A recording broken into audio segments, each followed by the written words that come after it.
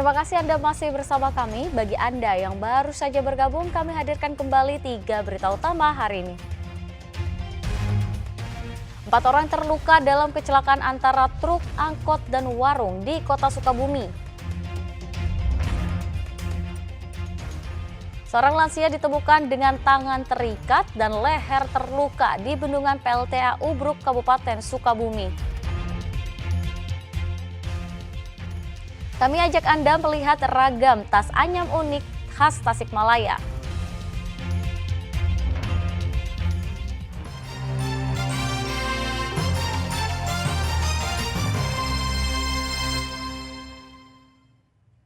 Ya, informasi yang satu ini cocok untuk teman-teman perempuan yang hobi koleksi tas. Udah punya belum tas anyam khas Tasikmalaya? Harus punya dong. Penasaran seperti apa? Yuk kita kunjungin outlet dan lihat proses pembuatannya.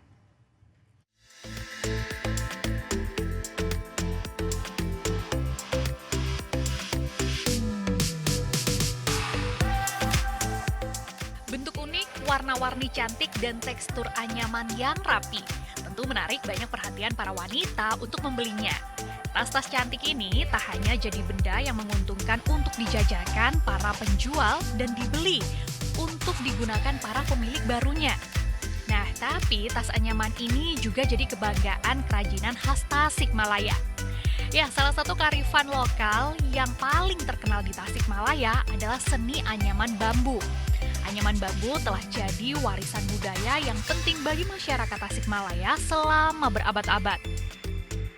Keindahan dan kekuatan anyaman bambu ini mencerminkan keahlian tinggi para pengrajin dan semangat kebersamaan dalam masyarakat Tasikmalaya. Yuk kita kenalan dengan salah satu pengrajin asal Raja Polah, Tasikmalaya. Dulu kakeknya ayah saya memang penjual kayak bahan-bahan kayak gini juga gitu. Terus terusin sama nenek saya. Nah sekarang ibu saya terus ke saya keempat.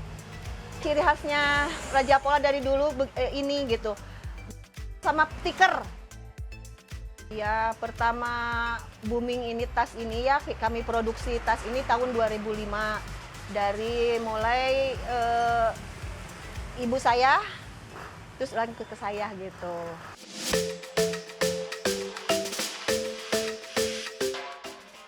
Pertama itu bahan pandannya ya, pandan. Terus pakai dilem, dijemur, lalu ditempelin sama spons. Nah, kita nanti langsung proses pola, nanti digunting. Nah, langsung proses jahit. Pekerjanya bukan hanya saya gitu ya. Saya dibantu sama 4 kelompok yang pekerjanya dari daerah saya juga dari Raja Polah gitu. Rata-rata itu gimana permintaan ya? Ada sampai sekarang aja kita ada permintaan sampai 3.500 pieces dalam waktu 1 bulan ini gitu. Pameran di berbagai daerah termasuk mancanegara juga jadi pintu para pengrajin untuk meluaskan pasar. Biasa kita pameran kalau di lokal di Jakarta, terus ke Manado, ke Riau juga gitu, ke NTB. Luar negeri itu kebetulan pameran-pameran yang kita ikuti kebanyakan ke Dubai, ke Malaysia, ke Mesir, ke Cina. Saya juga ke Cina, terus ke India juga. Banyak peminatnya gitu ya, meskipun kita daya saingnya memang sekarang udah kalah sama Cina, Vietnam juga gitu. Cuma memang masih responnya masih bagus. Kalau yang buat hampers kayak gitu dari Mendong itu harganya sekitar 25.000. Yang termahalnya mungkin itu 250.000. Meski telah jadi usaha yang turun-temurun, tentunya ragam inovasi terus dilakukan untuk tetap diminati para pelanggan. Selain kita untuk mata pencaharian, mungkin ya kita juga mempertahankan, melestarikan ciri khas produk dari daerah kita sendiri gitu.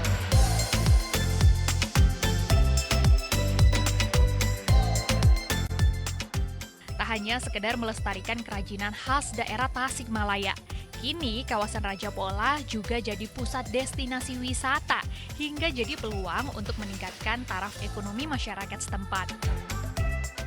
Afrin Meriana, Adam Fariski melaporkan dari Tasikmalaya, Jawa Barat. Cirebon ternyata punya tarian yang diciptakan oleh Sunan Kalijaga, namanya tarian Topeng Losari. Tarian itu dilestarikan secara turun-menurun hingga hari ini.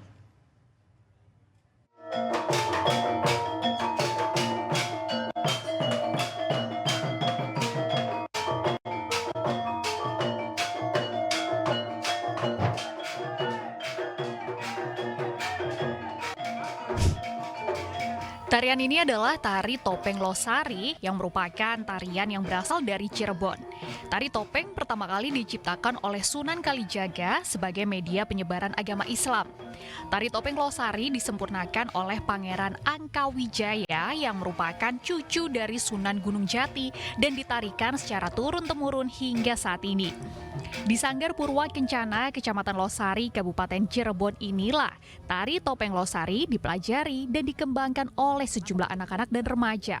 Sanggar teduh dan nyaman ini menjadi saksi pelestarian Topeng Losari yang kini diajarkan turun-temurun hingga generasi ke-7.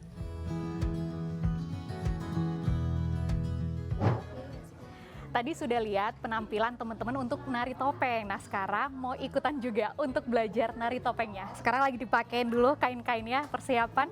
Dan ayo belajar bareng ya. Nah, saya coba latihan dulu nih sebelum nantinya ikut menari bersama teman-teman yang lain ya. Hap, 1, 7,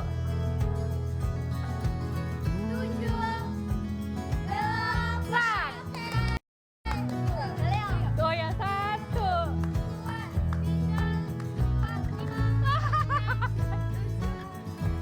Dahulu tari Topeng Losari merupakan tarian sakral yang dalam setiap pementasannya selalu melakukan laku ritual yang dilakukan oleh seorang dalang topeng.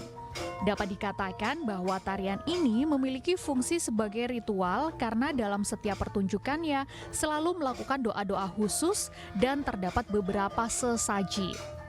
Tarian ini memiliki perbedaan dari tari topeng yang ada di wilayah Cirebon, dari gerakan dan karakter yang ditampilkan. Pada zaman dulu, tarian ini ditampilkan berbabak dengan durasi lebih dari 1 jam. Namun saat ini, durasi yang ditampilkan kurang dari 1 jam.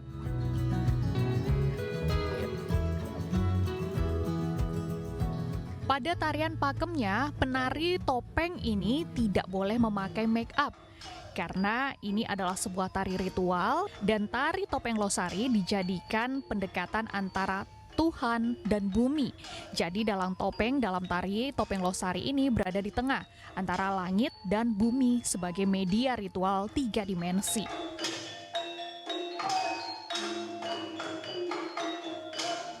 Oh iya, para penari untuk bagian kepala menggunakan sobra. Sobra adalah pelengkap kostum bagian kepala yang menyerupai bentuk rambut asli yang telah tertata dan terbentuk rapi sesuai pakem karakter penari yang ditentukan. Dahulu sobra yang dipakai terbuat dari rambut Pangeran Losari. Sobra harus rambut asli nenek moyang. Gerakan tari sendiri yang menjadi ciri khas yaitu ada namanya naga seser ataupun kuda-kuda.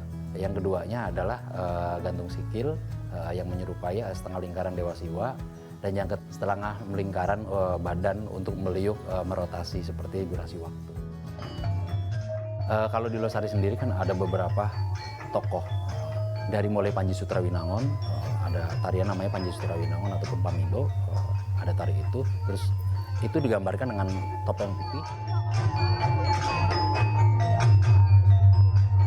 Ada Patih Jayabadra, dia menyerupai seorang tumenggung, orang tumenggung, tapi dari raut mukanya itu, dari kedoknya itu berwarna pink. Hap, trak. Hap. Oh ya. Hap, trak. Hap.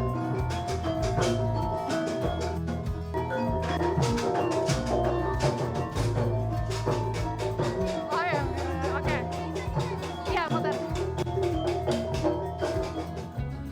Saya sudah hafal nih, yuk kita mulai nari bersama-sama.